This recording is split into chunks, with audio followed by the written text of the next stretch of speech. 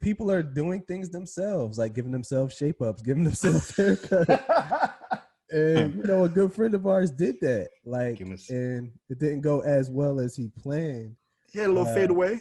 Little step. That's a perfect example. Fade away. Straight step back. Yep. Just step back. Yep. It wasn't a fade, it was a step back. He had a little fade away. It was the hardest. Yo, bro. It definitely was the hardest. You're now tuned in. You're now tuned in. You are now tuned in. You're now tuned in. You are now tuned in to the Juxtaposition Podcast. What's going on? Welcome to episode 15 of the Juxtaposition Podcast, aka the Extraordinary Nobodies, aka the Starting Five, aka Four Hubbies and the Possible. What's going on, fellas? How y'all feeling? What's going on? Good. We good. I'm just gonna go right to Zoe because we had an eventful week. I was in Jersey for a time. We're just gonna dive right into how our weeks were because between me, Zoe, Cleveland, and James, we got enough stories to last a whole podcast itself. So, Zoe, take it away. Yeah, so it was a great start in the past week. Got a chance to see my line brothers. Got a chance to see the two who do not live in the state of New Jersey. Right. Cleveland and Var. And I was also able to see Gabe, who I haven't seen in quite some time, our other line brother. Shout out to Gabe. Yeah, shout out to Gabe. And we had a dinner the first night at Delta's in New Brunswick. We had the couples where the Hendys came out, Chris and Adrian, shout out to them. Yeah. Jess and James was there. Shout out to James pulling up. We can't be the Corys though, bro. Damn, man. Stop disrespecting the brother. Damn. No, F that. You know why? Because y'all paid. We're going to get into how James paid this lady to play me, but that's not neither here nor there. Oh, man. Who going to tell the story? Is it going to be James I'll let or James Zoe? tell the story since he paid for the lady to I do nothing. That's my story and I'm sticking with it. But anyway, right. We had dinner. The Corys were there and then they pulled up the next day. And it was cool. Like, we had a good eventful weekend. And then, nothing. We couldn't just leave the weekend. I couldn't send Var off without something crazy happening. Sure couldn't. I don't know if you want me to go or you want to tell it, but yeah, you can just know you can give a little precursor. I'll take it from there, but just know it was my fault. It was my fault. Yeah. Well, the precursor is Var did something that delayed himself to the point where he had to catch a whole new flight than what was scheduled. Damn. Missed Yeah, my flight. so that's all I'm gonna say. I'll let him give y'all the details on that. But it was good, and I'm glad I got to see everybody. Kev, we missed you, bro. Yes, sir. Yeah, man. No, I missed you guys too. I saw the pics. I saw the posts. I was like, man, I missed out on that. It's always a good time catching up with you guys. So what we will do is we did talk about it, and I'm super serious. We will have an adventure on one of the coasts, whether it's the Poconos or Lake Tahoe. We will connect. I want to connect before like February, between now and February if possible. But like I think we should definitely connect. You know what I mean? agree. That could be our first episode that we all record like in the same room. Oh, we gotta include the wives. Right. They're not going to participate. Nah. I mean, not all of us here are married, Cleveland. Hey, man, I'm claiming it. I don't know.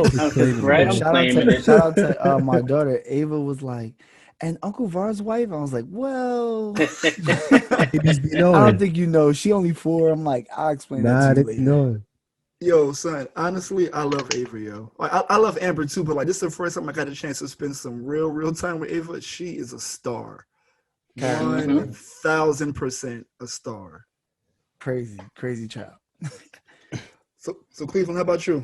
How was your week? It was great, man. It was great to come down to New Jersey and to see y'all. I haven't seen y'all face to face. Some of y'all since the wedding, really, right? Right. Yeah, it's been almost a year. Almost a year. So like, it felt good to see y'all, man, and chill with y'all. Always good laughs. Always a good time. Of course, it felt good, man. I got a good laugh. at the expense of another good brother. But it was hilarious. You know, it's quarantine. People are doing things themselves, like giving themselves shape ups, giving themselves haircuts. And you know, a good friend of ours did that. Like, and it didn't go as well as he planned. He had a little fadeaway. Oh, that's a perfect example. Fade straight step back. Yep, just step back. Yep. It wasn't a fade, it was a step back. He had a little fadeaway. It was the Harden. Yo, bro. It definitely was the Harden. Oh God! It took about 3-4 steps before he took a shot. It was back there. But the pump fake was mean though. The pump fake was mean. It was crazy, man. But he's a good brother, man. It'll grow back. It ain't a big deal, but it'll grow back. Hopefully, hey, man. I know the way our age is set up. Yeah, nah. That's a good point. Lines are an important thing at a certain 30, age. You gotta stop playing with that. Don't play with fire. What about James? Yeah. So of course, as everyone mentioned. We got together, good brothers coming in town, and like we said, we got a few good laughs. But I don't want to tell a little story about our good brother Zoe. We went out, so that's why you can't always go out to restaurants with everybody. You never know the situations. So we go to a nice, classy restaurant, right? That's classy. That rich talk. Classy restaurant with Deltas in New Brunswick. Must have reservations, can't just show up type of place. It's always packed and crowded. First, so they gave us a nice seating. Listen, right? They gave us a nice little own section, little room in the front, like we were exclusive. They treated us well. Yep. And when the bill came, Zoe pulled out a gift card. Right? What's wrong with that? Nothing wrong with it though, right? It's money. Money is money. But shout out to his wife, I know the ending. Shout out to his wife, who's like, listen. Call and make sure there's money on that card. Right. Kind of whispered a little bit, but hey, you got to make sure you look good as a unit. So he called and everything is Zoe because he called and had it on speaker, make sure we all heard. Speaker. Yeah, I'm not playing with y'all. It had the money. It had the money on the card. $100. Gift cards are suspects though. He gives. I know it is. We give our cards to the waiter. Right. Split the bill straight down 4 ways. 4 couples, 4 ways, make it simple.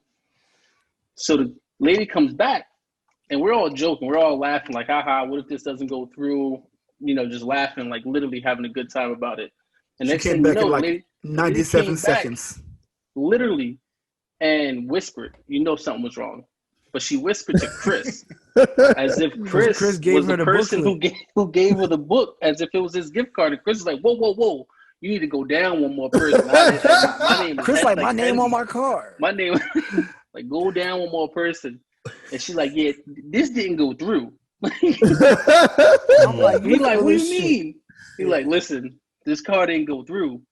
So I'm like, Zoe, see, here you go. We told you not to pay with that gift card. Oh man, you got transferred. The way classy restaurants, they don't take. She said, I'm sorry, I don't think our system recognizes gift cards. With a Visa logo on it. Come on. Let me tell you like, it don't recognize gift cards. That's funny. That would have been classic though. Gave her $5 when I went to the restroom. I was tight. I was super embarrassed. No gas. It was one of the best laughs I had. It was a belly laugh. Like it was one of those hard, because to Zoe's credit, Zoe knows what's around the corner at all times. He knows the positive and the negative. So he's like, you're not about to get me. Let me call on speaker just so y'all know my balance is official. Mm-hmm. So when he did that, everybody was like, oh, we believe so. Right. And when she came back in 97 seconds, it was like, as soon as she hit the corner, we ain't seen no long. It wasn't no long receipt. Receipt. Mm-hmm. It was just like the booklet. We know what time it was. She went right to Chris like. and when them low whispers, she ain't want nobody to hear, but we she all leaned in. She did each other. She leaned in. This ain't go through. Loud as hell.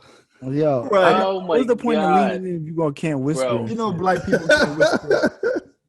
That was so loud. I was tight, but so I had to break out my Chase Sapphire on these. I was like, I ain't want to use. I was trying to use the free money that I had, but I guess I had to use it the next day at Walmart. Walmart takes my money. James gonna text me that too. They take everything. They take all like, yo, payments. screw you. They take gift cards, credit cards. They still taking checks. Yeah, I bet. They still take checks. Wick. Yo, that dinner was everything I needed, son. It was everything I needed. Kev, how about you? How was your week, bro? Week was good. Just came back from Florida. So time was spent well with family. Had a good time. So now it's just kind of like back to the grind type, you know. Yeah. Trying to hit the ground running. But all in all, I think it's great. Can't complain. So it's been cool. Good week. Good solid week. Nothing new, nothing crazy. Nothing worth talking about right now. Well, that's good. I mean, sometimes no news is good news. It's everything similar, everything pretty much the same. For me, my week was fire. So the reason for my trip was to go home to throw my dad a surprise 60th birthday party. That was last Thursday. Man, it was everything that I needed it to be. So we invited my dad's sisters and the nieces and the nephews and the kids. But they didn't get there before the surprise. So they arrived after the surprise. So it was just myself, my partner, and it was Nini, my sister, and her husband and their kids. We was like in the back room, ducked off. And wait, you're gonna have to. James is like, you're gonna have to rewind that. My partner. Yo, everybody paused like. That's not my lady, my girlfriend. James smirked. Well, it's you always corrected female women. You don't know what you call this? I work in I have worked in diversity and inclusion to make it gender neutral. I call it my partner to it. So people who gender neutral. So people who are listening, married people. I'm not. I'm talking to the listeners. Some people may be in same-sex relationships and they don't want us to say my girlfriend, my boyfriend, what have you. So I'm saying my partner. Y'all good with that? Okay. That's a topic. That's a topic right there. It could be. You're right. You're right. We'll talk about that one. You're right. Anyway, continue. I saw the video though. Your sister posted. That shit was dope. Yeah. So Tiffany was with me for y'all for y'all here. So we was in the back waiting for my dad to. So the scheme was my dad's best friend of 40 years. He goes to my dad. My dad goes to his house every Thursday for like Thursday. They chill and they drink. So he told my dad that he needed to help him set up for somebody else's birthday. So my dad came ready to work. If you know my dad, he is always early. So my dad had to get scooped up or else he would be there on time and he'll mess everything up. So to try to speed this up, my dad walked into the house and like me and my sister like walked out and out of the room and he was like, no. He ran to the door and he couldn't get out because the door was like broke. So he couldn't get out. So he was struggling to get out. And then he ran outside. And by the time he ran outside, he was already in tears. And it was like, man, this was the best. It was the best. Like, this is almost a week later. He's still on cloud nine. Like it was the best thing ever. And on top of that, he hadn't met his granddaughter, who's my sister's daughter. Yet she's one. So it was, and my sister's still in Jersey right now as we speak. So she would have been at home for a week. The best. My dad was the best. That's what's up. That's great. Yeah, man, it was fire. And that was only half the trip. And then I came and kicked it with y'all fools. And here's the part that Zoe was talking about. So I made my rounds. We had a great time. I took Shorty all over Jersey. She done seen north, south, east, west, giving her the tours and all that. So checked out of my hotel, go to Zoe's house, right down the street from where I was staying at. Zoe's wife, Tiffany, go to a spot around the corner. And I'm like, all right, I'm just going to go scoop her. So I go to put my bag in the trunk, got a rental car. What else goes in the trunk? The keys. Oh. So the car that I have, if you put the keys in the trunk pops up. It won't. It won't lock. This car locks. No, stop it. We don't want to talk about money. Your emblem lights up in the dark. I seen it. Just want to. But yeah. So I locked the fucking keys in the car. So I'm not panicking quite yet because I'm like, all right, what's going on? So I called Zoe over and Zoe was like, damn. So we tried everything. I can't say me and Zoe. Zoe we had every opportunity to try to make it work, but like no leverage. It's like, Yo, son, we tried everything, bro. And then we called AAA. AAA came, got the door open. Think it's over? It's not. Nope. Open the door, the alarm goes off, and the trunk still won't open. I'm like, oh my God, son. Mind you, this ordeal started at 2:30. My flight is at 5:30 from Newark, and we're in Central Jersey, about 45 minutes away. This ordeal concluded because, thank God, to Zoe looked on YouTube, we had to like take the handle and the lock off the driver's side door off, Jimmy rig some shit, and then finally open the door. Open the trunk, and then had to put it back together. And then Zoe had his kids with him. We had to put the everything upstairs. So by the time that was over, we left Zoe's area at like 4:45. Yeah. 4:50. Yeah, it's a wrap. So I'm trying to make it. We leave at 5:30. Like we leave, get on the plane, like to leave at 5:30, and had to book another flight on the spot. It was an hour later. Some money got spent, but like Zoe always says, is if it's involving Zoe, it's always a story. It's never. I don't ask for this. I promise. Like, yo, this one, the card shit. All right, that was me. I take the L on the card, right? But Var literally was walking. I was walking to the park with the girls. Like Amber was on her bike and A was on a scooter. So I dapped him like, all right, bro, let me know when you get, checking you on the plane. Legit. You. And then he yells like, yo, you're not going to believe this. And I turned around. I'm already halfway by the park. I'm like, what happened? Like, I locked the keys in the trunk. I'm like, what? That was the end of that. Keys was in the trunk. Yeah, it was crazy. But I want to say publicly, Zoe, you are a lifesaver. Right. This nigga's like MacGyver, son. Yo, I had the hanger. I was like, from even getting the car, I wasn't going to make it because the rental car agency closes by the time I was going to land. I'm like, yo, can you get the car for me? Got the car for me. And yeah, you picked it up for me, dropped it off for me. Yeah, man. Shout out to Zoe. That's what the Line Brothers for, man. That's yes, what the Line sir. Brothers for. You already know. But safe to say, we all had a pretty eventful weekend. Mm-hmm. That was like, and just an extra shout out to Gabe. So I want to start off with a question of the week. The question of the week has a little bit to do about what we're going to talk about in terms of what boundaries are. But the question I have for you, and no pressure. If you feel compelled to answer the question, if you do your thing. When's the last time somebody had you fucked up? Sometime the last time you thought in your mind like, they got me fucked up. I don't qualify because this is a regular occurrence for me, so I would like to hear everyone else's. I'm gonna just exclude. I'm gonna do the Homer Simpson walk back into the trees because I felt like last week I told y'all when somebody, and the week before that. So I'm gonna just y'all could just tune into the previous episodes and find out all the times people had me fucked up. Thank you. And like for me, it's actually pretty frequent at work.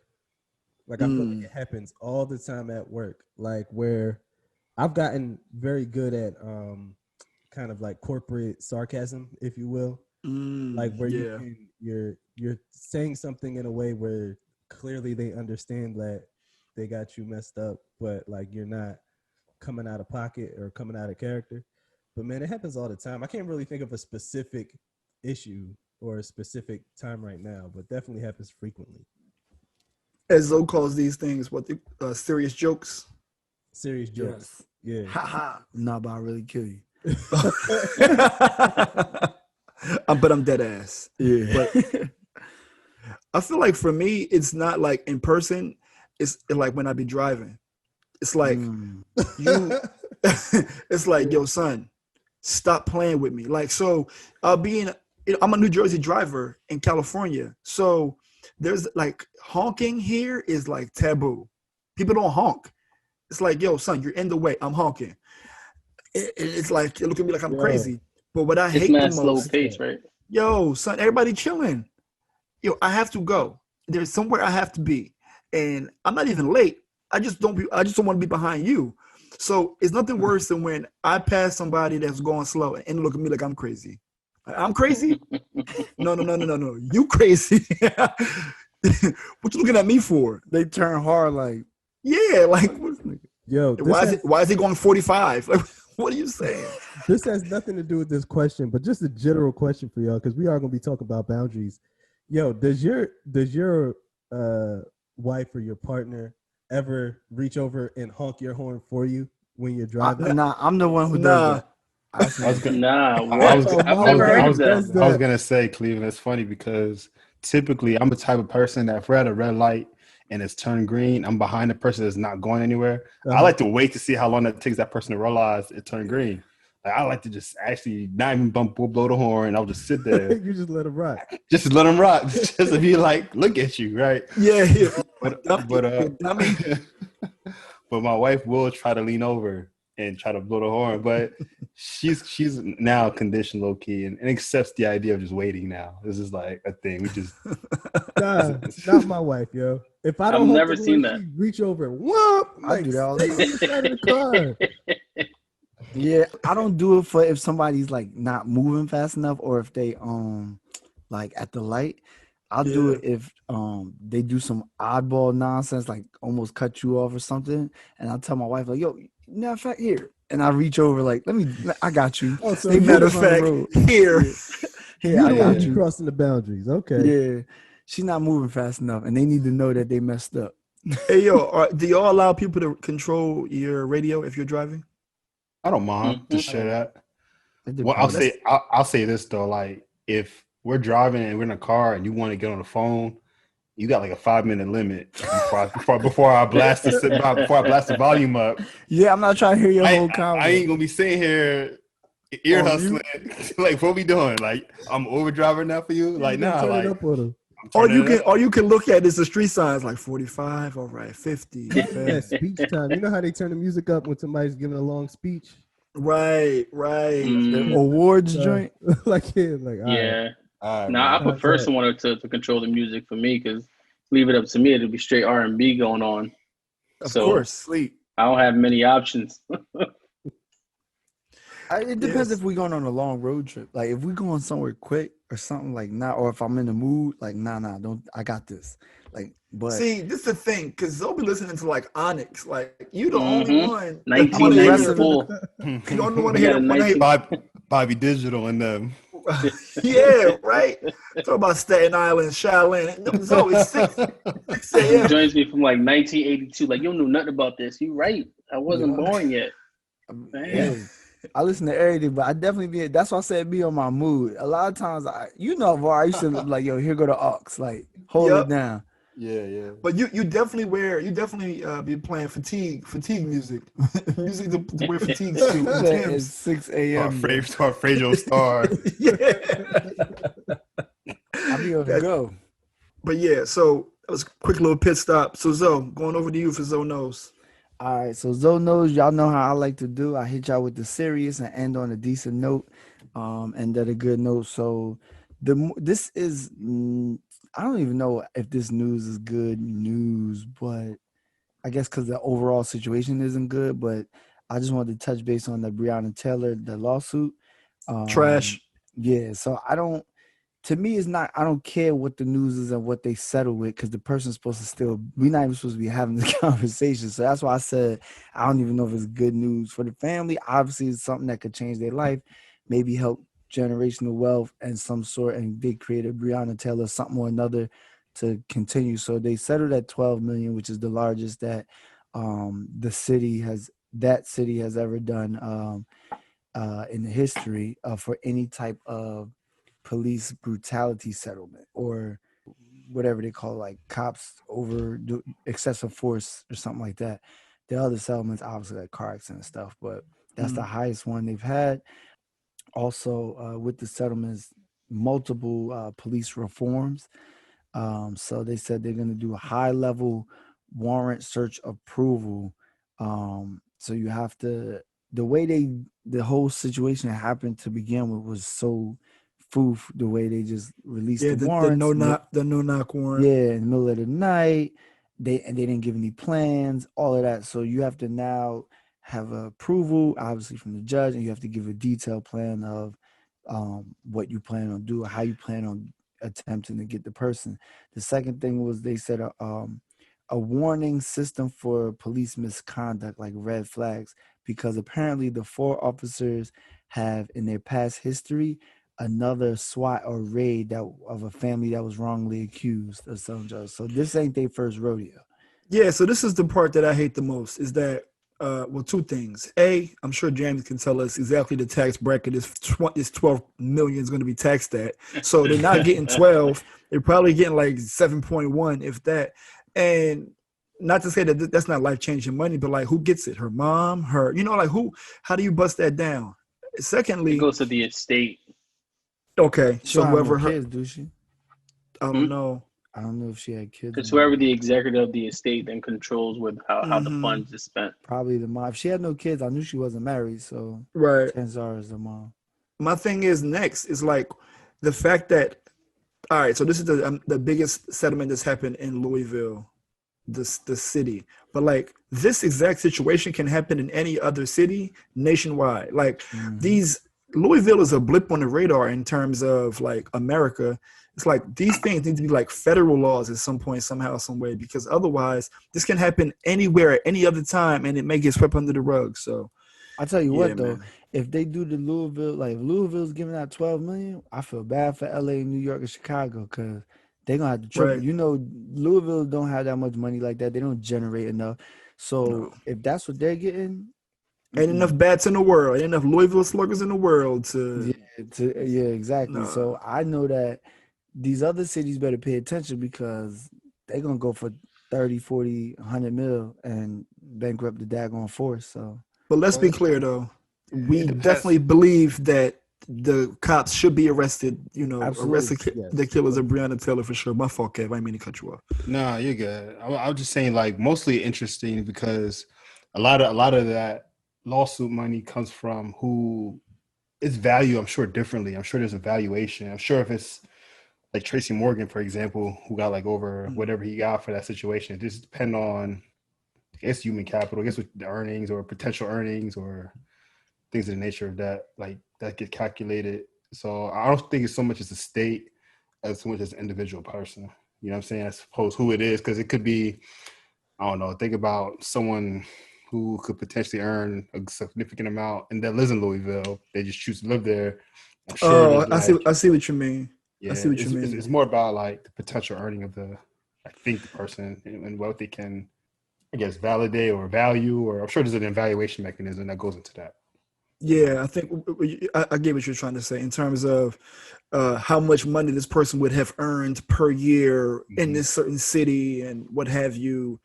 Yeah, that's even sick to think about though. Like, how do you land on 12? I mean, we can be here forever, but that's trash though. That's trash.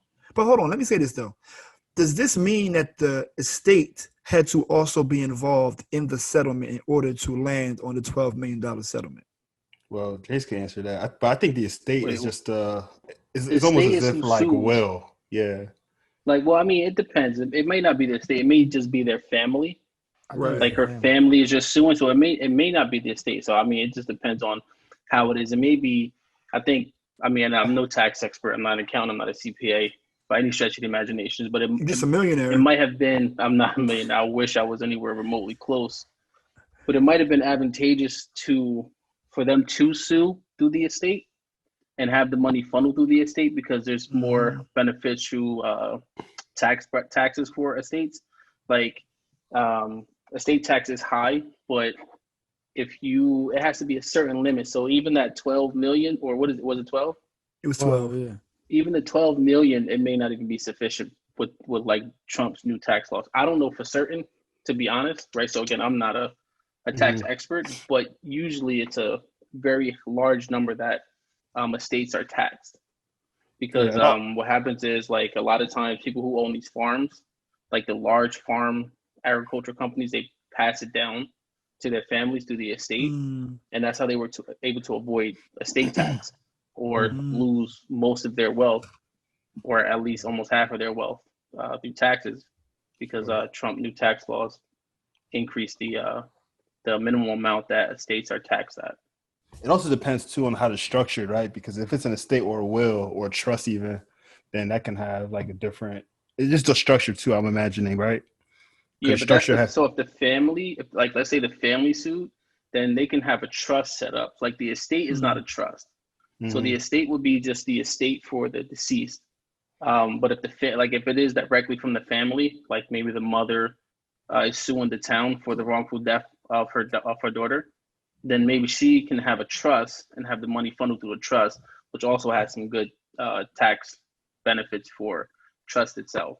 So I think the lawyers, whoever did it, I'm pretty sure they set it up in a way that is beneficial to her, because they also the lawyers took theirs off the top, regardless of what help that they were providing. They're not doing a pro bono. They have to get paid to continue to do what they're doing. Yeah. So they have to take their money. Hopefully, it was a smaller fee, but hopefully, yeah. And Crump. Yeah, man, it's interesting. So the other joint, just a quick one. We don't have to comment on this, but there's always extra stuff with Agent Orange. Trump downplays the COVID. I don't know if y'all heard the recordings. Yeah, that he did. So, and then comes back and lies about it. He got checked by some black lady. They was talking about yeah, and she was like, "Excuse me," like she hit him with the "Let me finish real quick." And he didn't know how to handle that. He don't know how to handle that. But I think it's just crazy. Like, this man admitted to downplaying something that just literally took people's lives, and we don't even know what the deal is with it. It's coming and going, whatever. Yeah, the thing that made me the most concerned is that when he spoke about that, when he mentioned that he knew how dangerous COVID was, he sounded the most clear that he sounded ever. Right. It was, yes, I wanted to downplay it for the concerns, for the, in hindsight, in a perfect world, you see his reasoning. And then right after that, they had another clip about how they asked him, do you think that there's systematic racism in America? And he was like, yes, and it's unfortunate. But that's not who you see on stage. There's this obviously it's who these people have made him in terms of his supporters, and he has to pander to them. But it's so interesting that when he was saying the most vile shit, you can hear a smidge of empathy, but any other time you don't. I thought that was interesting. Yeah, something wrong with him. But anyway, we could bypass that. I just wanted to let the public know, still wear your mask, still wash your hands, all that good stuff, so everywhere you go. Because people playing games, we don't know the truth, so the best thing is to protect yourself. And then for our sports topic, week 1 in football, I ain't gonna go too ill on it because all of our teams pretty much lost. Yep. Denver lost, Eagles lost, Giants lost. So I'm just kind of like, but I think the way that the day that we was having on Sundays, so I kind of expected the Eagles to lose. They was winning when I was with you, but I'm sure by the time we got outside, they got trashed. They took the L. Yeah, so that does add to it. And then y'all know that they did the arms class for unity in Kansas City. People was booing, which is crazy because I think Ryan Clark said it. Shout out to Ryan Clark, who's Kappa Alpha Psi. If they were class arms for breast cancer, we cheer. If they class arms for the military, we cheer. But we class arms for unity, and y'all boo. So that right there in itself explains a lot. Yep. And then the biggest choke of all time. I don't know if it's all time. Yes. I think it might be all time. Let's just say all time. Let's just say all time for fun. All right, so we'll say all time. But the Clippers lost. They took an L, 104-89. They blew a 3-1 lead.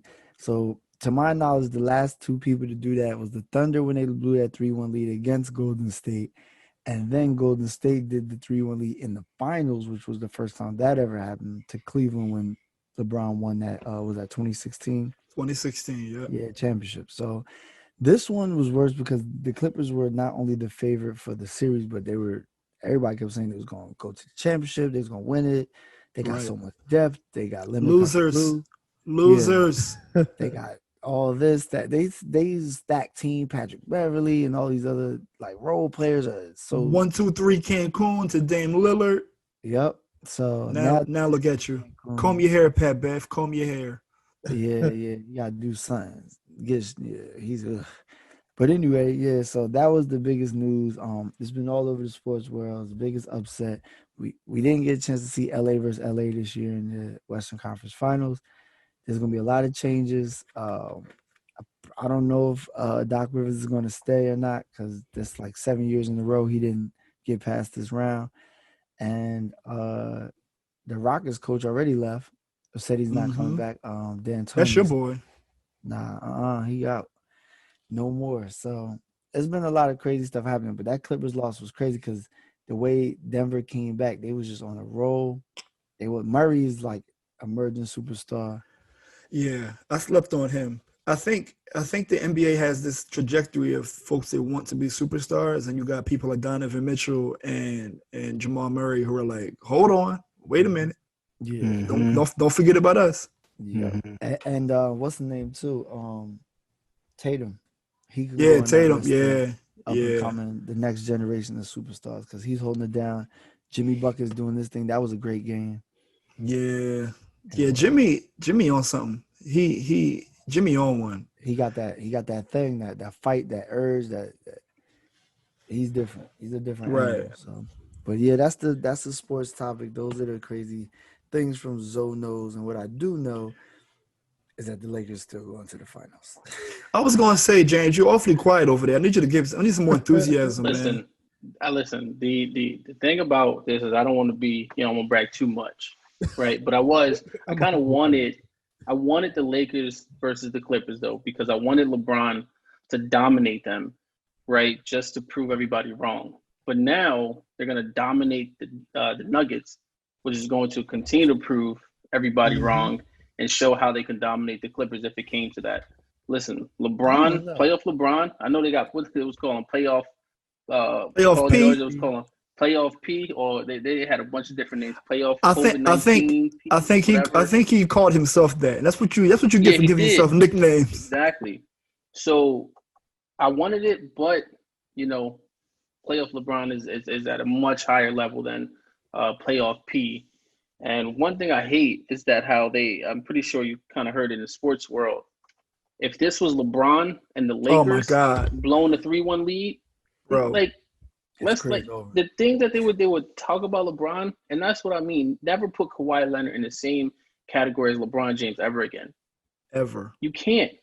You even when he won championships, besides the last one that he won when he was with the Spurs, he never really carried them. Bro, he had 3 Hall of Famers. Yeah, and then even when he was with the Raptors, he played against a Warriors team that was dismantled through injuries. Now, granted, he won. He carried them. He beat, everybody in the Eastern Conference Finals, hit a great shot against the Sixers to beat them. So I get it, but never put him in the same conversation with LeBron, like at all. LeBron is still the best, year 17 in the league, no questions. That's that type of Mercedes energy that we need from James. And in my opinion, the GOAT. Me too, but we want to get Kev riled up. I'm in a good place with that. LeBron to me is one of the best players in the NBA, and I think I've acknowledged that. I think a lot of us acknowledge that currently, and I expect him to do that. Those are the things people want to see LeBron do. So I mean, I'm happy for the Lakers. I'm happy for him that even at this term of his career, he's still able to excel and show people that he's still the most dominant force in the league, and those things shouldn't be taken lightly or even not given credit to, because there's no one that I know of 17 years of playing in the NBA that's still doing the thing that he's doing right now. Crazy. He caught Westbrook with a banger. A couple of people.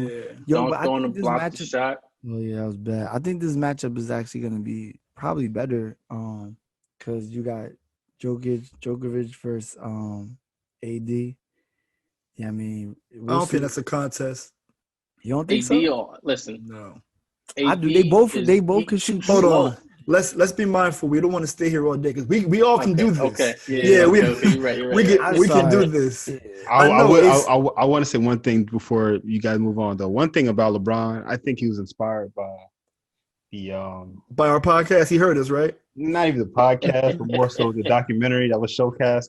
With The Last Dance. Yeah, those things kind of like struck a chord, and I think it's redemption for him. And we may see another LeBron in the next 3 years, given that he wants to play when his son comes out. So I agree, bro. I actually agree, and I think, not to make it somber, but like I think the fact that Kobe passed this year, you know what I mean? Like I think that's a major driving force, because the Lakers, by watching them every game in, game out, they can give you a little bit of a heart attack. Like if you watch the highlights, you knew they were going to win, but watching them day in, day out, it's like, oh my God. But they have been playing really well in the playoffs. I don't want to put too much on them, but it gets me excited. But as we transition to our first topic today, which is about boundaries, just like the Clippers should stay in their boundary in the basement of the Staples Center, and they shouldn't be talking about what they're going to do. Oftentimes, boundaries are misconstrued when you are in an intimate relationship, friendships, or even coworkers. I know right now that the coworker space is a little interesting because most of us are working from home still. But how do you all navigate, and how do y'all navigate boundaries with new folks, particularly coworkers or folks who, like Kevin and Zoe, y'all have, clients and different companies y'all are working with? How do y'all establish boundaries to make sure they don't push the wrong button? Well, I think with people, with clients, I think it's different. I think expectations are met at a conversation, but I think with people, you gotta, their lesson learned. So their moment of their learning moments or learning lesson opportunities, right? So when the opportunities present themselves, or the opportunity that you have to explain or show that person that this is a line you crossed and let's not revisit this opportunity again. Right. Like as you learn people, you kind of learn what makes them, what buttons that they hit that doesn't really like, that they may not like. But realistically, I guess my point is the most important thing about boundaries or setting boundaries is when the opportunity presents itself, how do you respond, and how do you let that person know that the boundary has been crossed? Because, no one's going to come in and say, hey, I don't like X, Y, and Z off the rip. It's more like you just get to learn people, especially in a relationship, I imagine, right? So learning moments, you got to take advantage of those. They're like, don't let that moment slip away type of thing, and however that sounds, however that's dressed, and however you go about doing that. Don't think if you don't say anything the first time that they're gonna know magically that there's something that you don't. Oh my God, yo, nobody's a mind reader, bro. That's a pet peeve of mine. Nobody's a mind reader, and I think we can take it to relationships for a bit second. I think when you are entertaining, when you're in a relationship, learning the boundaries, because sometimes in a relationship it goes from the honeymoon phase to like the real shit, like overnight. Like, hold on, we're in a different phase. Right. I didn't get the email. Like, where are we at? The trees got dark, ain't no sunshine. What's going on? But you kind of have to make sure that like those conversations are had, because nobody's gonna be able to read your mind to say that, oh yeah, it's different now. I don't like when you do this. I agree, but I agree with that completely. I do think though, in terms of like with coworkers, there are some boundaries that can be set by what you don't do, what you don't say, what you don't participate in. For example, like, I don't know, if everybody's talking about their personal lives and what they did over the weekend, and you choose not to delve too deep in what you did over the weekend, it's kind of like showing like, okay, hard stop. Likes to keep it right. So I think you can set a lot of boundaries by what you don't do. Sometimes I think that can backfire on you, in other cases. Like sometimes if you're too quiet and you should have spoken up, like your silence is taken as a sign of like a, I don't know how to conjugate this word. Passiveness. Yeah, like you condone what's going on, basically. Like if I'm silent and somebody says something crazy, that means, oh well, Cleveland cool with me saying that. Like it's like, nah, I'm not cool. I just didn't say anything in that moment. So like it's kind of like it's a mix, right? You got to pick the times where you're going to speak up, pick the times where you don't. But there can be boundaries set both ways, though. James, how do you respond when you're talking to your multimillionaire friends when you're going to the golf course? If I'm ever on a golf course talking with multimillionaire friends, if I ever have them, it'll be that'll be my multimillionaire friend. So when we Claim get there, we claiming that now. I don't have any multimillionaire friends. But once we there, I was speaking in tongues. You know how in church. Yeah. Like, what was that? I don't know. It sounded like you said the food was hot. The food was hot. My fault. I'm sorry, James.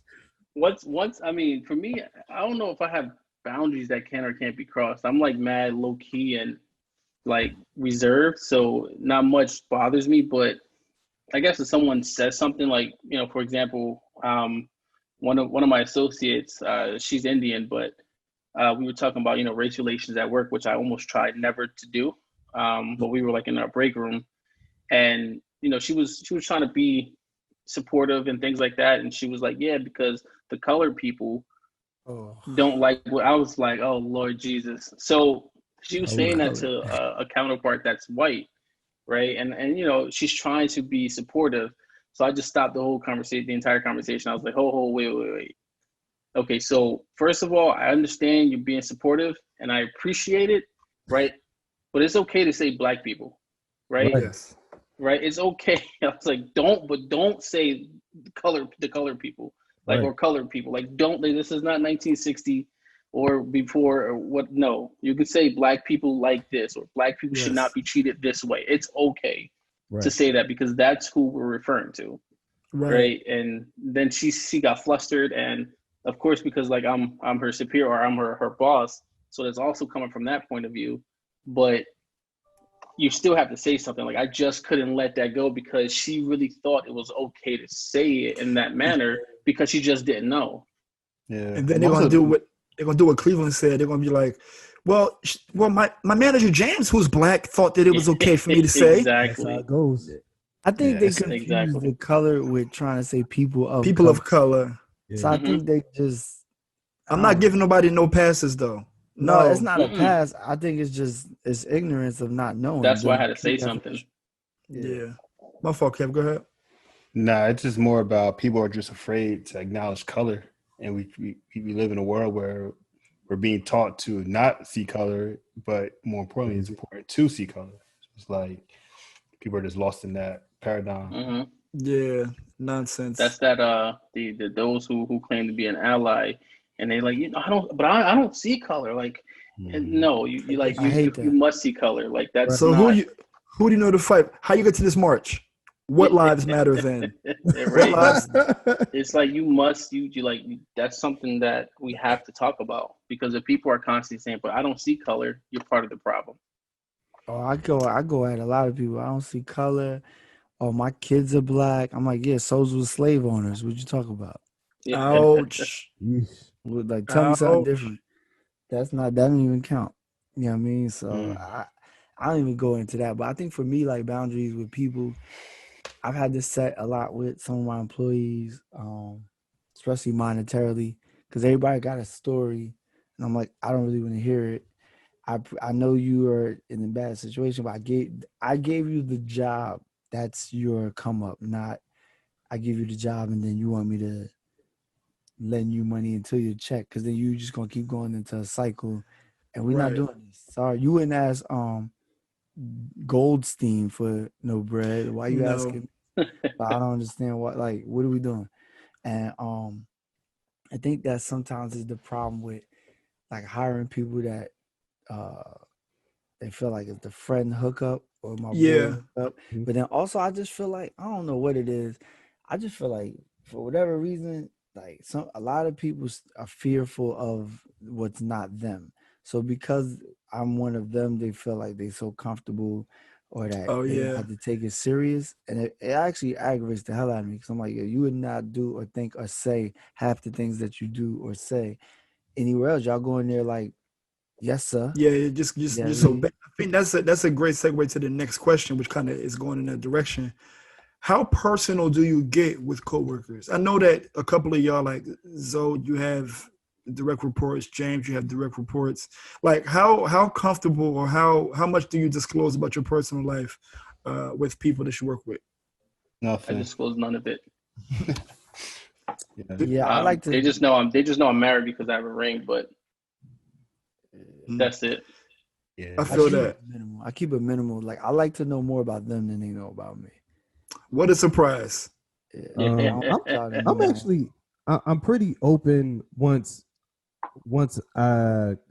comfort is kind of set. Like, When do they get to call you Jermaine? When did they call you Jermaine? No, nobody calls me Jermaine at work. All right then. Then you're not open. But like what I mean by that is like I kind of like whenever I enter into a new situation, I like to stay quiet and I love to listen. Like listen to what they talk about, listen to who they talk about. You know, try to determine if I'm gonna be next on the list of people to talk about. Kind of just how they move, and then from there are certain people at work that I have opened up to a bit more than others. People that can I ask you a question about the people that you've opened up to? Are they black? Most of them are. Most of them are, but I do have a couple that aren't. Like it really kind of just a few. I'll say a handful that aren't, that I have kind of established a rapport with, and we kind of have that. I don't know. Once you work with someone, and I work very closely with these people too. So like I'm able to see how they move on a consistent basis, not just kind of running past them. Like I'm able to see how they function, so yeah, man. I think it's based upon the relationship that you've established. How about you, Kev? I know that you have to be rather close to folks when you're training them. I'm not sure how. I mean, I know you're doing a lot of virtual stuff these days, but when everything was normal, like how much did you disclose to your clients? I mean, it depends on who it is. I had clients that I had long-term clients. Like I had people that I've worked with for years, right? And relationships were established. So naturally, if you work with me for more than a year, you're gonna pretty know a lot about me, right? It just, but when we're talking about peers, we're talking about working with people, partnering with people, or even classmates, or whatever the network is that puts us on a peer level. I really don't disclose much personal information because it's just different business, I guess, in my mind. It's different, like network that I'm infiltrating. So I kind of really keep that minimal. If I happen to vibe with you in some kind of capacity, then I let you in a little bit, but that just layers to that too. It's never really, it's just business, personal. Try to keep those things separate as best you can, in my opinion. I never heard of a great conversation that comes from my coworker knows me real well, my manager knows me real well, I'm not saying it doesn't work, but I'm just saying like I like to keep those things private or separate personally. I get that. For me, I've always worked in what they call like a warm and fuzzy like industry. Like working in higher education, it's a lot about like the icebreakers and getting to know you and getting deeper and all of that, which is fine. But I found a great way to like give you enough to where you're satisfied, but like you know not to ask me anymore. And now that I'm in corporate, I told y'all before that there's a distinction between VAR and Travaris. Travaris will, I'm going to be, happy to be here, obviously, but I'm not going to be giving you too much. And if you dig deeper, there's definitely a place where the well stops, and you kind of feel that. But if you get to know me as VAR on a personal level, it kind of is what it is. But it definitely takes years to develop that. And I haven't been at a job for more than 2 years and 7 years.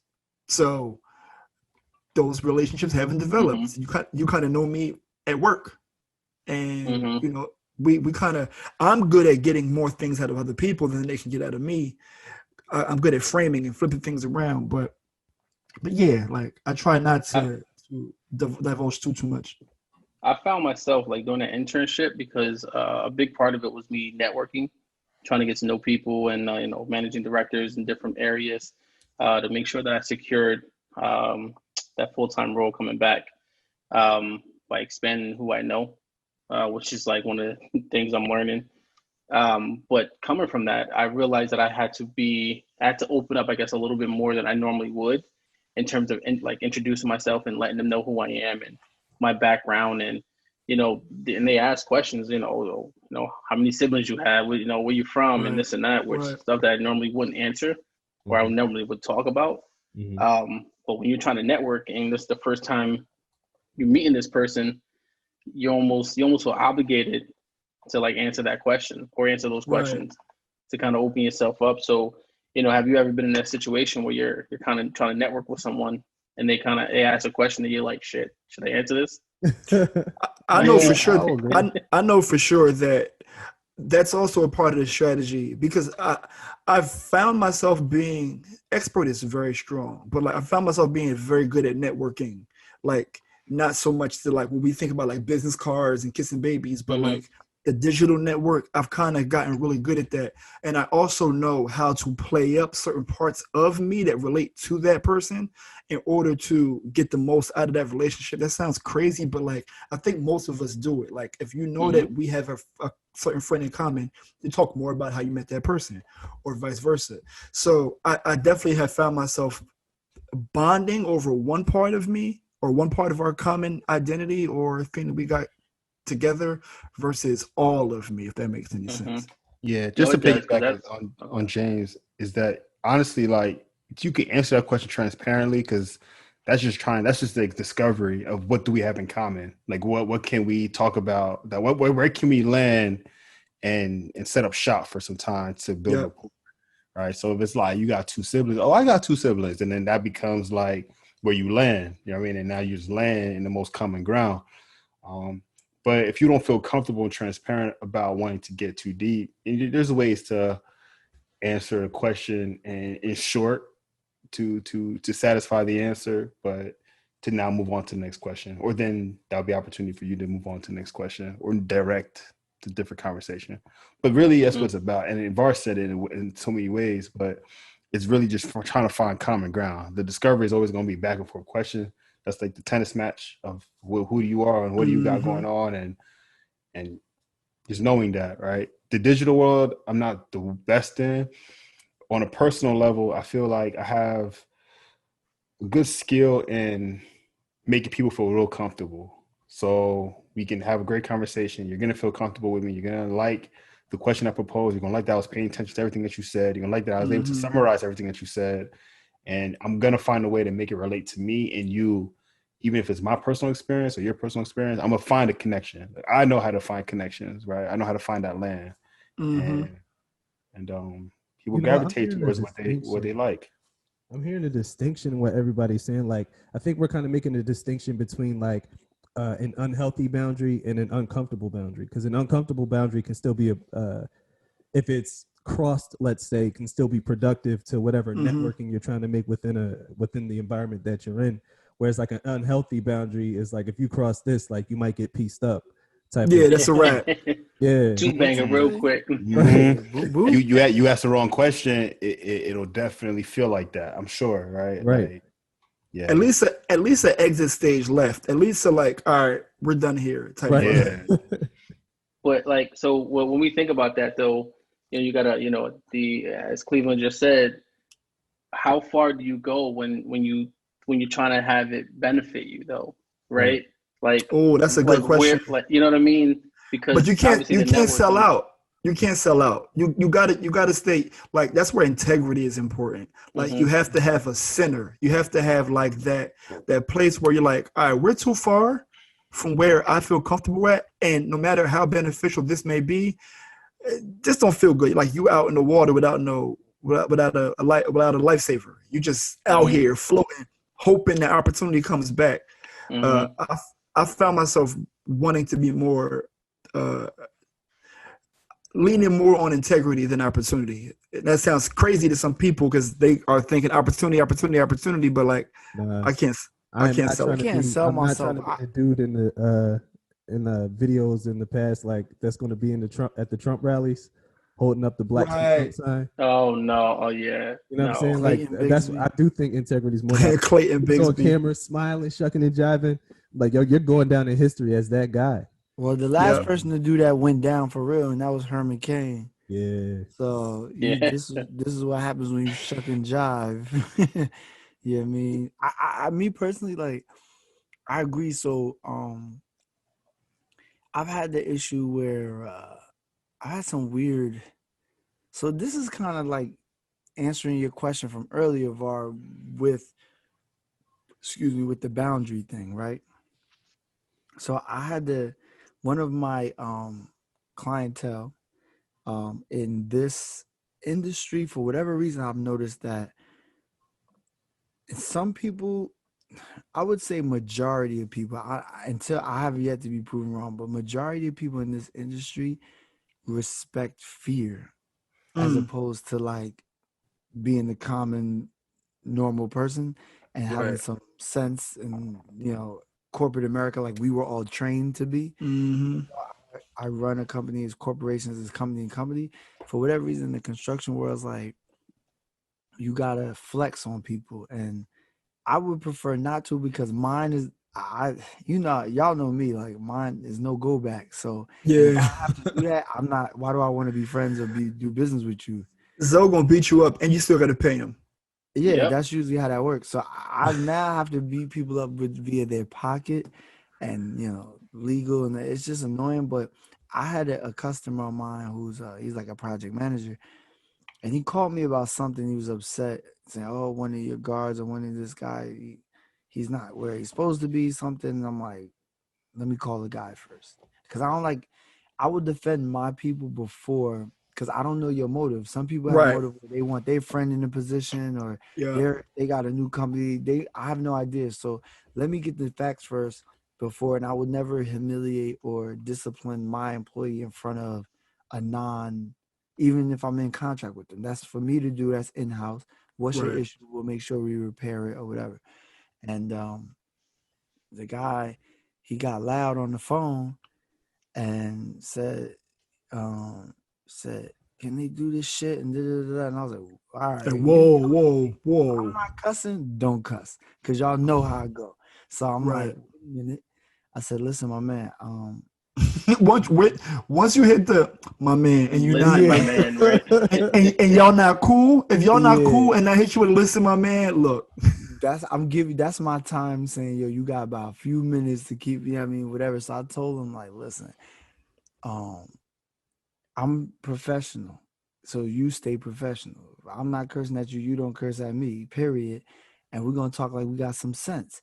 If you can't do that and you would like to go in a different avenue, then please, by all means, let me know, because I can meet you on that street. However, I'm trying here because this is company to company. This is money, is business. This is how I feed my family.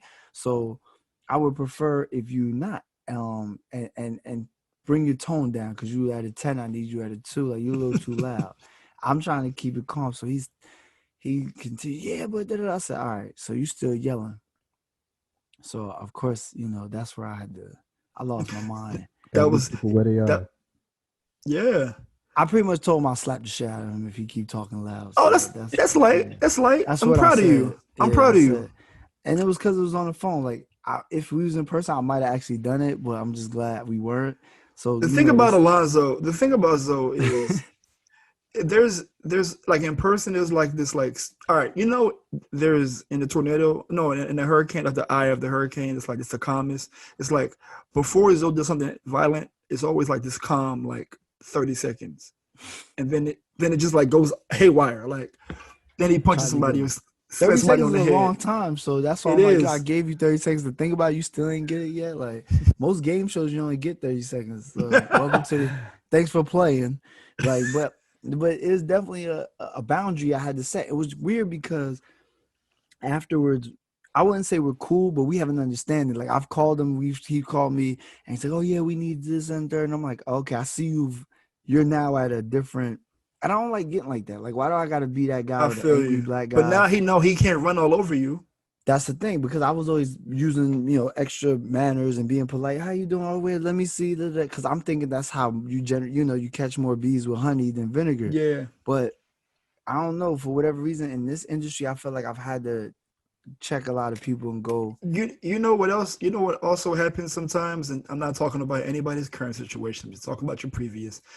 When you have relationships with women, boundaries that you have to set that you don't think you have to set, like sometimes, all right, there's no secret that nice guys finish last, right? I've heard that a million times, but also, like, why is that the case? Why can't nice guys be lit? Oftentimes, you have to play games in order to get the attention of the person that you actually want. Why is that?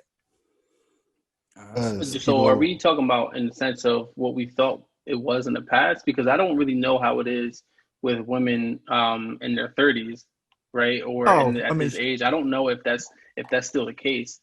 Early on, I thought that was the case. Not necessarily like playing games, but you had to kind of have that persona of, you know, I'm not tough, right? We're not talking about that nature, but you had to come across with confidence, right? And like, you know, I can kind of do this.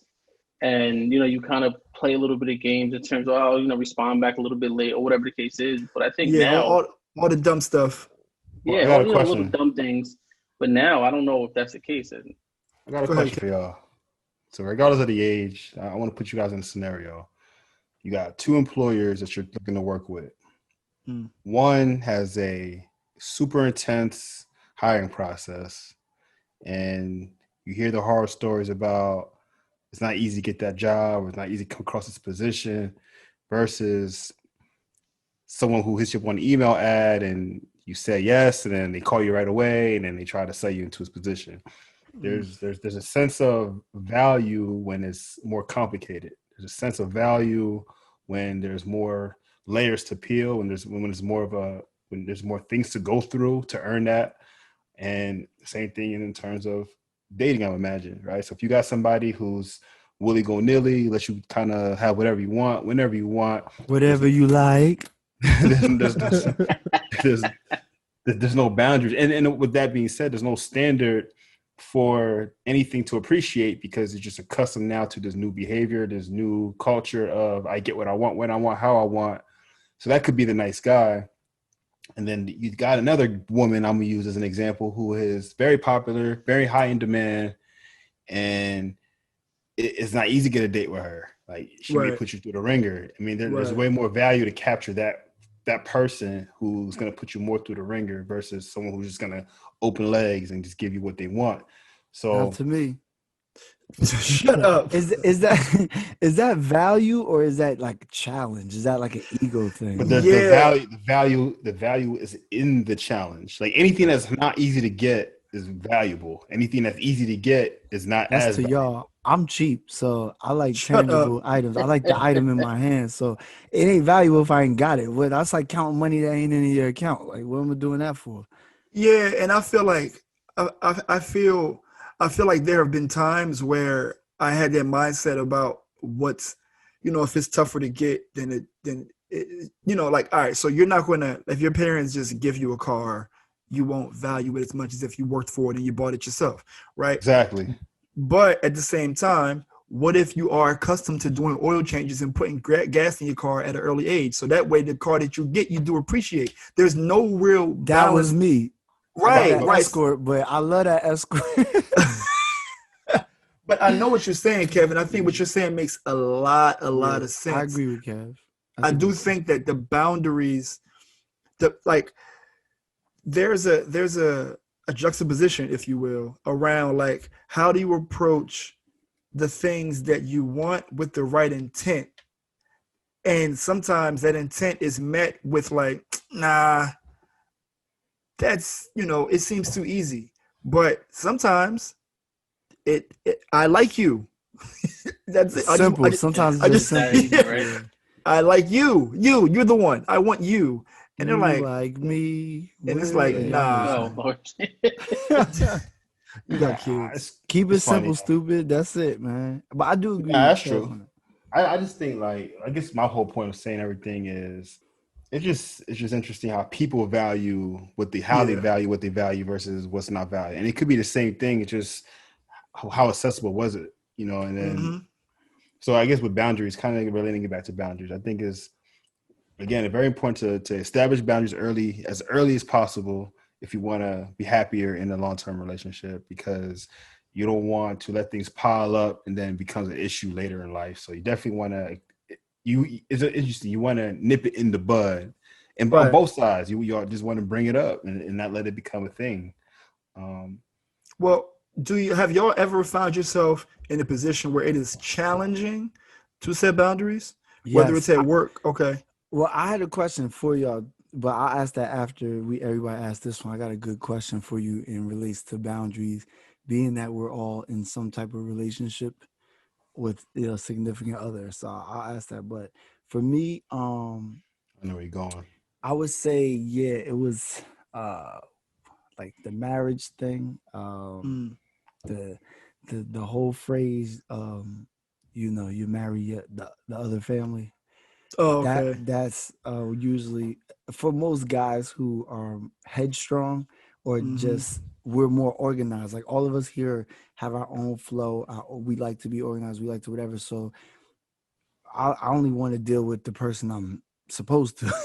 Right. So if y'all chiming in, like, wait a minute, I ain't asked the peanut gallery. I'm about to say, hold up, peanut gallery. Yeah, like when Martin say, like, yo, when I want your opinion, I'll give it to you. Like, like that's it. Like I don't need, you know what I mean? So between opinions and more so, I think for my end it was more like leaning on people. Like, you know, there's leaders and there's leaners. I think and leaders and leaners. That's good. Yeah, so I think for me, I had to kind of click like, yo, wait, hold up. I don't know what happened in the past. I don't know who y'all was dealing with before, but I ain't that person. Sorry.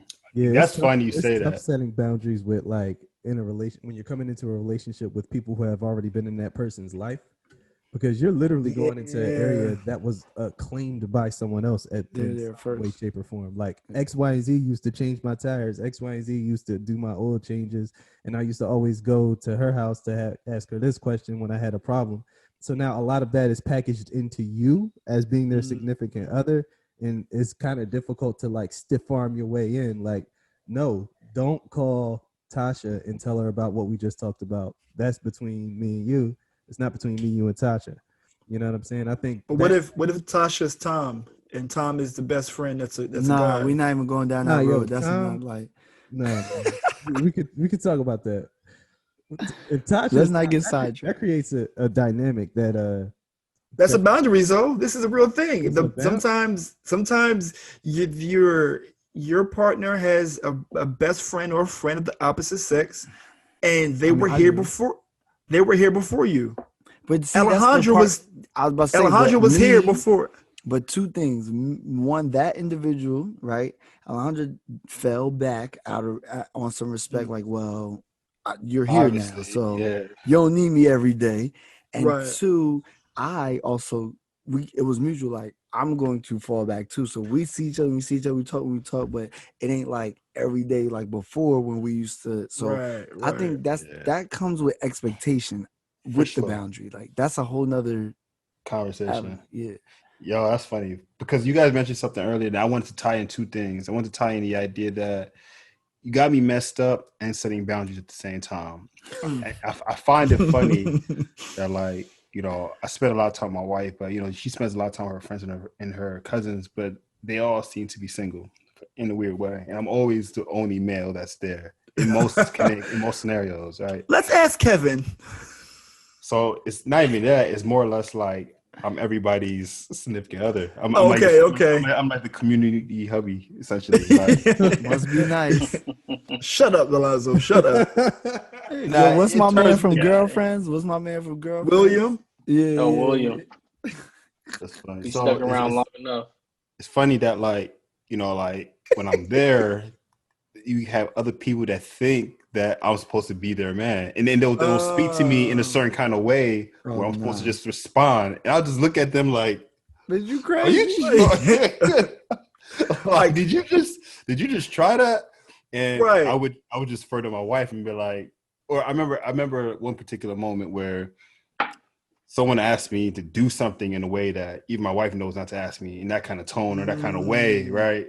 And she just had to come save the day because she just knew, like, it was not going to end well. Like, you have a guest pass. You're not a member. You have a guest pass. You use the Coke can to get in here. So the Coke, shut up. It's a great adventure. You got to set the boundaries right away. So I just let them know, like I got this, or I'll let them know, like, I'm not the one to be talking to in that way. And I'll say that in the most nicest way possible, but they can feel that I'm not the one. Like, nah, he's not. He does not go there. Laugh like, nah. Yeah, exactly. like with a smile. I don't do that. It's probably one of my best response when I don't want to do something. I don't do those. Kevin don't do windows. I don't do that. Yo, that's definitely a Kev answer too. Like, I don't know. What So you're talking about. ask your question before you forget. So the question was this: since we're talking about boundaries and stuff like that, right? Was there any type of? It don't have to be serious or like uber personal. It don't got to be like y'all personal bedroom safe word or nothing like that, right? Just was there anything that you had to like address early, or you had to point it out quick when you first started dating your significant? Forget about marriage, because for us who are married, we had to address it during the dating in order for us to get married. So that's usually where it's at. So for me, I'll give y'all mine first. Like and we were just talking about this like a week ago, and my wife still talks smack like as if she could do regardless, but she know I look at her side eye too. Like, don't do it in public either. I'm super ill with people picking at my food like on my plate. Like, if you could ask, like, don't just reach. You know what I mean? Like, because you also had a chance to order what the same thing, order, or even if it's not order, if I made something, like, you could just go to the stove and get some more. Like, why you gotta reach on my plate? So like, the first time she did that, we was at my mother-in-law's house, and so it wasn't no order food thing. We eating the same thing, but it was like, I guess she was done hers or wanted something extra, and I was like, and I literally called my dad, like, can you please explain to this girl, like, this is not, we don't do those. You know what? I got two things related to that real quick. One boundary I have is you need to chew with your mouth closed. I don't care. I don't care what your life was before me, but don't you dare chew with your mouth open. It's not gonna happen. Gavar used to hate when you know who used to do that in the car. Yo, son, it sounds like a fish tank. Nobody has time. Nobody has time for that. But number two, this is a boundary that was set on me. So as y'all know, I'm cut from the same cloth y'all are. I like to be talked to very direct. I don't like the roundabout. Like, I don't like all that. So we go to Costco, we buy trail mix. I bought half that trail mix. That trail mix is mine too, right? So she's like, this trail mix is mine, right? But she says it like, ha. And I'm like, yeah, as I scoop some trail mix. Ha to you too. Yeah. And she like 2 weeks later, she's like, yo, my man, that's my trail mix. And I'm like, well, why didn't you say something? She said, I did say something. And I'm like, well, no, you didn't, but you were laughing. And she was like, well, that's me telling you. I'm like, that's not you telling me. You telling me is, yo, my man, that's my trail mix. My trail mix. Because I tell her, I make a smoothie every morning, right? I have my bananas for the smoothie and oranges for the smoothie. That's in a little fruit bowl. She know not to just go pick one of those. That's for our smoothies in the morning. So she's like, I don't touch your smoothie fruit. I said, because I tell you, don't touch my fucking smoothie fruit. My smoothie fruit. So I be wanting my boundary to be set like that. Like, yo, my man, this is my trail mix. Don't touch my trail mix. So keep it a buck. That's all we have. She set off for me eventually. I know not to touch her trail mix. So now I don't really have many boundaries. I guess for me, the only thing I would say, and this might be for like everybody, like I have a specific side of the bed I sleep on, and that's it. So like if I'm like in the living room watching the game and like my wife goes to bed, for some reason she always falls asleep on my side of the bed. I will not go to the other side of the bed and go to sleep. You must wake up, roll over, and I'm laying on my side of the bed. Like I just can't go to sleep on the other side. Like it's just not happening. How do you wake her up though? Do you roll her or do you do the hard tap? Like yo? Nah, like tap. I'm like, yo, you got move over. Like straight like, yo, move over. Like she's like, just go to the side. No, roll over. Like I can't do it. It's my side. No. Yeah, like no. Side. Imagine James standing on the side of the bed at like 12:10, like yo, 12:10. Hey, yo, move. Yo, homie. You on the wrong side, man. Hey, yo, dog. Yeah. This is my street. That's how you gotta hit him. You gotta hit him with that the homie talk when you Hey, bro. Yeah, so yeah, I'm gonna need you to go back over there on your side. Word up. Oh no, you gotta hit it with the Chris. I need you to move a little bit further down. Damn, why y'all gonna bring that back up though? My fault. You just saved my life this weekend. My fault. Oh man. What about you, Cleveland? My biggest boundaries is when it comes to like involving other people. Like I don't like to involve friends, family on any topic really, unless we discuss it and agree like, okay, we're going to talk to such and such about this. Like for me, I just don't like it. I don't like people like coming to my house and knowing like anything, like it was something we fussed about or something we disagreed. I want them to know the details of that or just know it at all. Because a lot of times, like especially in a long-term relationship, stuff blows over and then people know what happened and it's a bigger deal to them than it actually is to y'all. Yes. So they hold on to the fact like, oh, I remember that time Cleveland said yada yada yada, and we don't even remember that time Cleveland said whatever. Like, so that's my biggest boundary is like, yo, let's before we go out, like, that's are we sure? Are we agreeing that we're going to talk to this person about X, Y, and Z? But in the past, yo, I had to set boundaries, not in this relationship, thank God. But in the past, I had to set boundaries on like arguments, like where to go with arguments. I remember I was in one relationship where as soon as she got mad, she turned all the way up and went left, like with crazy stuff. And I had to tell her like, yo, I don't function that way. Like I have boundaries upon like what I'm going to say to you, even if I'm really mad, and you need to have the same thing or this ain't gonna work out. And clearly it didn't work out. It didn't work out. Yeah. But yeah. Your mama ain't shit. Like what? Like, I just left my socks on the floor running deep. Yo, my socks. Yo, relax. Right. Well, what I was gonna say is as we not exit this conversation, obviously what we do all the time is going to go around and try to provide some actionable items. Feel free to either provide actionable items on how to set boundaries or how to deal with challenges around setting boundaries. And I'm going to go to Zoe because I feel like Zoe does this all the time. Yeah, I mean, I think that my actionable item would be, first and foremost, pick your battles, right? Is it worth it? Is it worth is it something that's bothering you, or you just because you're dependent on the relationship? If it's a friend relationship, or if it's a romantic, like intimate relationship, then you have to pick and choose what's important to that. Is it worth saying something if it's not? Or does it really bother you that much? Or is it just something that's aggravating you at the moment because it's what you call like a pet peeve, right? Mm-hmm. So you have to categorize what it is. And then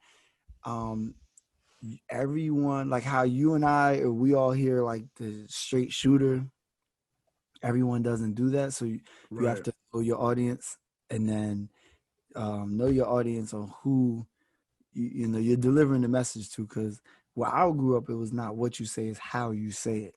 Right. So and that how you say it also determines whether they actually get the message or not. Like how she said it did not get you the message to not touch the trail mix. So I didn't know. I was touching trail mix. Exactly. So it's that, but she didn't know the audience. You know what I'm saying? At the time, I guess y'all still were learning the audience at that time. So it's like, that's my action. Why figure it out, and then is it worth saying something? Then figure out who the audience is, and then just say it according to where they can listen with comprehension. That's it. So Cleveland, you're going last, just so you know. I'm gonna go next. Nobody got time for. Nah. So Zoe said like know the audience. Like that's obviously part of it, but I think another part is to know yourself when it comes to boundaries. Because if you want to set boundaries and you don't really know what affects you, what hurts you, whether it's physically, emotionally, how someone speaks to you, things you think you like, you don't like, you won't be able to set those boundaries up front, and those can actually affect your relationships moving forward, whether that's personal or business, right? So know yourself, know how you respond in certain situations, how you're going to act so that you can set those boundaries up front, and then move forward in a healthy and successful relationship. Damn, that was good too. Very good. Sheesh. Coming correct this time. I see. Go ahead, Kev. Yeah, I'm gonna add on to being self-aware. You also want to be clear about your needs and be specific and direct. Kind of highlighted a little bit earlier that the roundabout way may not work. So try just being direct in your approach, be clear about how you feel, be clear about, what boundaries you're setting, and try the sandwich approach, the positive stuff, the thing that really gets you aggravated and express that, and then end up on a positive note, because it's going to get crossed, but it's just a matter of what's the intention of it being crossed. Was it malicious or was it accidental? Just got to know how to navigate it. But in terms of the challenges, that's just a good way to approach the challenges, in terms of like, you have a situation, it's challenging to set that boundary, just use the positive, negative, positive type of feedback and just go from there. I like that, Kevin. Mine is on a similar vein. Like, know that it's going to happen, but the actionable item that I have for real is take opportunities to practice this when things aren't as serious. So because you know that boundaries will be crossed eventually, you need to try to figure out ways to handle it in smaller pieces, like small victories. Like if somebody says something, honestly, for me, it started with people messing my name up. How do I have to correct them every time to say Travaris, or do I continue to let them butcher my name? No, I'll continue to take that extra moment I might interrupt them, but I know it's Travaris. I need them to know that this is important to me. But when bigger issues arise, I feel more comfortable doing that because I've gotten accustomed to saying it for something that's so important to me, like my name. So I would say, like, break it up into different and smaller pieces, and I think that'll help you when something really, really difficult arises. Now, let's give it to this guy. Go ahead. Really have much to say, to be honest. Y'all hit all the points, man, like all of them. I think so what I'll say is that setting boundaries or accepting other people's boundaries is important, even if it seems like it's a struggle to do it, because if you don't set boundaries, or if you're uncomfortable with someone's behavior and you don't check them, or you don't establish a boundary, that's not a true representation of the relationship that you want to have with that person. So now you're taking something as a standard when it should be an exception. Like you have the exception of doing this the wrong way a couple of times, but it can't be the standard. And what happens when you accept the exception is you can tolerate an exception for a small period of time, right? So I can tolerate this happening for a small period of time, but after a long period of time, you can't tolerate that for too much longer. So you really want to kind of transition from being tolerated or tolerating something to being embraced. Like, it's one thing to know, like, all right, Var's going to steal my trail mix every now and then, or maybe he'll tell me, like, I'm about to take some trail mix. But it's another thing if the trail mix is gone and your partner comes into the house and the bag is empty, right? That I ain't getting none. Tolerated. Right. Exactly. So just establish the way you want it to be as the standard, and don't settle for the exception. Cleveland just came to the basketball court with jeans on, talking about, I ain't gonna play. Nah, y'all young cats got it. And he just came through and dropped 40 on us. Like, what are you doing? I ain't even got nothing, but come on, stop it. It's the delivery, man. He came through like Nutso from above the rim. With the khakis on and the thermal shirt. The moccasins on his feet. Birkenstock boys and shit. All right, James. Pass it over to you for Wendell of Opportunity. We need a theme song right here. Yeah, word up. Oh, man, no. So not really a stock pick this week. I just wanted to kind of bring attention to all the viewers in terms of what was released today from the Fed, or the Federal Reserve. Essentially, they have a meeting that was over 2 days, the 15th and the 16th, I believe it was.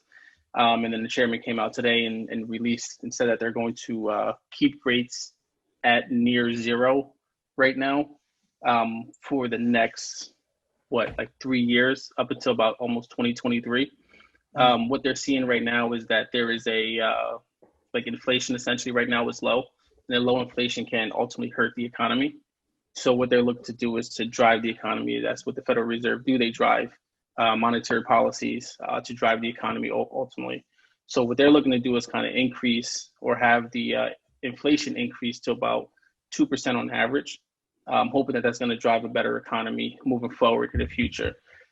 So how that could potentially affect the market, you just got to be careful with certain stocks. So for example, today when that was released, the Dow Jones closed about 36 points up. but the NASDAQ, which is basically tech heavy, closed down. So investors are looking in terms of tech, and with that monetary policy, they're looking at it as it may potentially hurt them in the long run, right? Not saying that that's actually what's going to happen, but that's just what speculation is going to be. So make sure you look at this, do a little bit of research, look at your portfolio, and see if you need to make adjustments, right? So that's kind of what I wanted to talk to you guys about today, because some people may not even know that the Feds came out with a new monetary policy today. So just look at that, see how it affects your portfolio, and make adjustments if necessary. Wow. I definitely, sometimes when it comes to issues around inflation, it gets fuzzy for me. It gets like static, like, I don't know what's going on. Because in your mind, you think they print money, so let's just make some more money if things, but it's like, hey, if you print money, everything else goes haywire. It's like, how does that work? It definitely can. So like a low inflation, basically, it restricts consumer spending, right? They tend not to spend, right? So when that happens, that ultimately, consumers are the largest part of the economy, right? Consumer spending is a huge part that drives this economy. So if they're not spending, or they're hesitant to spend because they think prices are going to get lower, right? So if you think today a TV costs $500, but you anticipate it to cost $400 next month, you're not going to spend today. You're going to wait till next month till it's $400. And that's kind of what a low inflation will do. So it prevents that spending on the consumer side, and therefore hurts the economy. So the Fed's looking to try to drive that up to about 2.25 to 2.5% on average over the next 3 years before they change their rates. Now, usually low rates indicates higher rates on the bond side. So bonds might start to see a little bit of increase, but how that works, in, like, for example, the US Treasury bond, that impacts companies' weighted average cost of capital, right? Because that is considered a risk-free rate. So as an investor, when you look at a US Treasury bond, 10-year US Treasury bond, you can guarantee that you're going to get that rate. 100%, the government's not going to fail on paying you that money. So that's a risk-free rate. There's no risk to it, right? So investors anticipate that at least. So that number is built into a company's weighted average cost of capital. So what it costs them to provide capital, whether it's debt or equity. Yeah, right? So crazy. There's a lot into it. It's really crazy because you know what you're talking about. Yeah, well, I'm getting better. Right. I'm impressed. Better. Yeah. I'm impressed. I'm like, carry the 4, divide by 3. Yeah. Is that a square root? Exponent? Capital, I'm getting investors. Better. I'm not there, but I'm definitely getting better. That's why I'm not giving advice. I'm just telling people, look into it, see how it affects what potentially can affect your portfolio, make adjustments, stay diverse, and make money. Question. So real quick, do you think it's good to take out refinancing opportunities, given that the money policy is going to be changing at all? Do you think that's a good opportunity? Well, refinancing what though? Like mortgages? Real estate, yeah. Absolutely. If it benefits you though. Sometimes it may not benefit you. For example, when you have low rates, that's why you see low mortgage rates right now, right? That's why you have 30-year rates, I think 2.75%.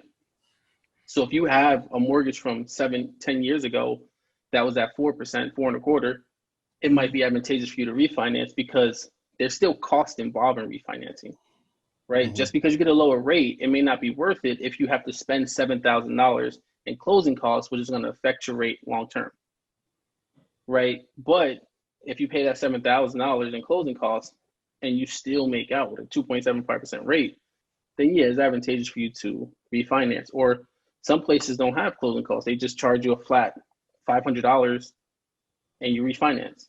I was gonna say you gotta close again. I closed 7 years ago. You gotta do a whole new mortgage. Yeah. So it's advantageous, if it's worth it.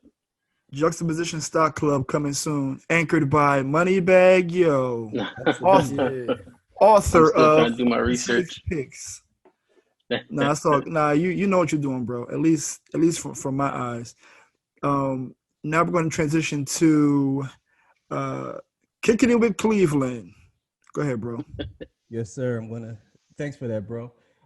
So today's motivational moment, I actually want to touch on something that I started last week, the concept of real versus fake. And today I want to highlight the concept of fact versus feeling. So I thought he said fat. I'm like, yo, here you go. Don't line it up. Facts. So facts are something that are real. Facts are something that can be proven. Facts are something that you can stand on. Facts are something that have a foundation.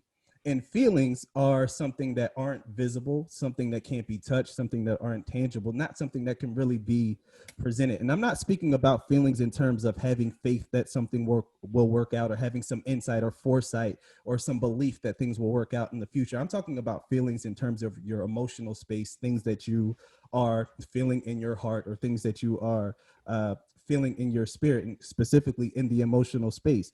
The reason why I want to differentiate fact versus feeling is a lot of times when we face issues in our lives, we approach situations and we make decisions on those situations based upon how we're feeling about how we will fare in the situation. So we feel like good things don't happen to people like us. So we're facing a situation where the odds seem stacked against us, and we start to feel like we're not going to make it through. But the thing about feelings is they're not designed to drive our decisions. Feelings are really designed to allow us to be more aware of something that's going on. So if you're feeling self-conscious about how a situation may work out, it's really designed to show you there's some areas in your life that maybe you have some insecurities that need to be fixed. Maybe you are lingering too much on your past experiences and where you failed, but they're not really designed to make your decisions for you. So if you're facing a situation and you don't know how you're going to fare, which I'm currently facing right now, I think the encouragement is, if you're listening to this podcast right now, if you can hear my voice right now, you have already survived the very worst thing that has ever happened to you. If you're alive right now, the worst thing that has ever happened to you, you've already survived. And that is a fact. So I want us to start leaning more on the facts and let our facts determine how we feel about a situation, as opposed to leaning on our feelings and let our feelings obscure what's actually factual. And that is the motivational moment for today. We went to church again. I mean, we got church, we got stocks, we got Zonos, we got a random question by me, we got boundaries, we got Kevin dropping knowledge. Where you gonna get the rest of this at? You can't, man. Look, only man, listen, man, you get everything. One-stop shop. We Amazon the podcast. And we know that James will not let his wife sleep in his space. Where else you gonna get this type of content? They don't understand. So bring us home, bro. Bring us home. Yeah, that was deep. Because I agree with Cleveland. Like, y'all know I've been same thing, going through some type of legal stuff where I'm like, how am I gonna pan out in this? You know what I'm saying? How am I feeling about it? What I feel is completely almost opposite of what my mental space is. So I definitely appreciate that, because that's something that helps all of it. That I feel like that happens often. So, you know, that's definitely kudos to Cleveland. I don't know, is that a thing too? But yeah, definitely going into this week, this is probably more important than any of the previous weeks that I'm going to say this, because of the situations that we've all encountered and that some of us are currently going to encounter in the short term. And we just want to say, God, grant us the serenity to accept the things we cannot change, the courage to change what we can, and the difference to know the wisdom to know the difference between the two. That's crucial right now. It absolutely is. It's apropos. It's timely. And with that being said, we'll see y'all next week. Peace. Peace.